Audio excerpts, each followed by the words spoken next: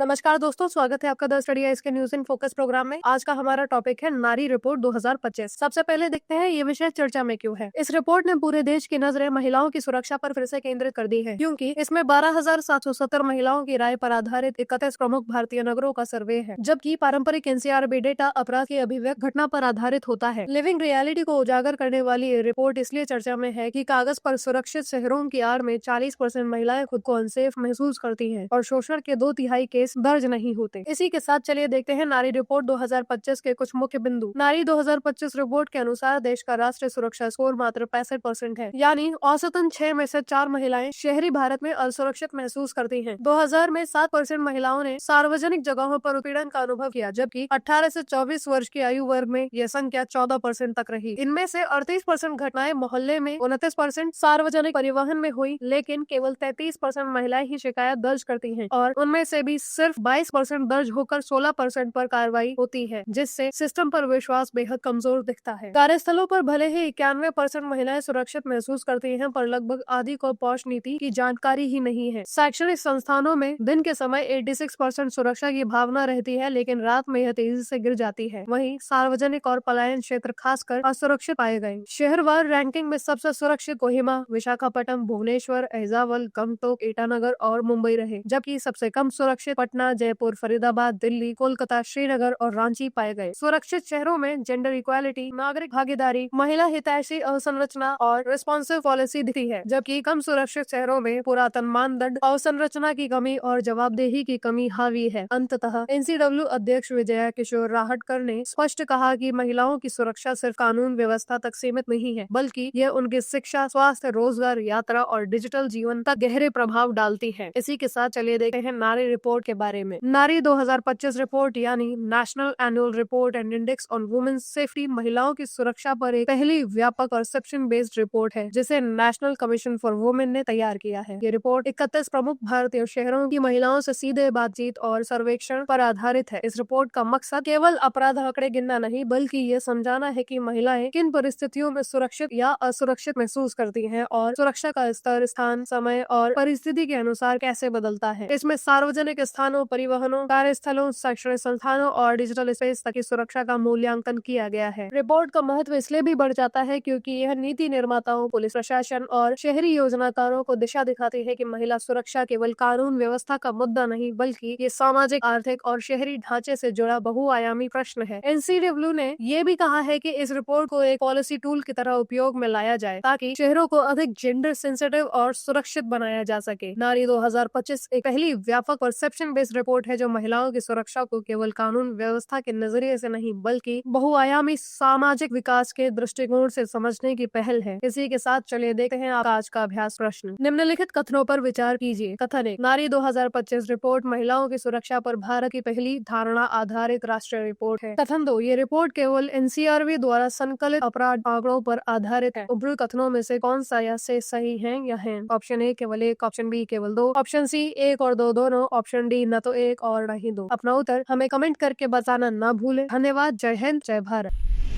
Dear students, हमारे channel को like, share, subscribe करें और अपनी तैयारी को और बेहतर बनाएं।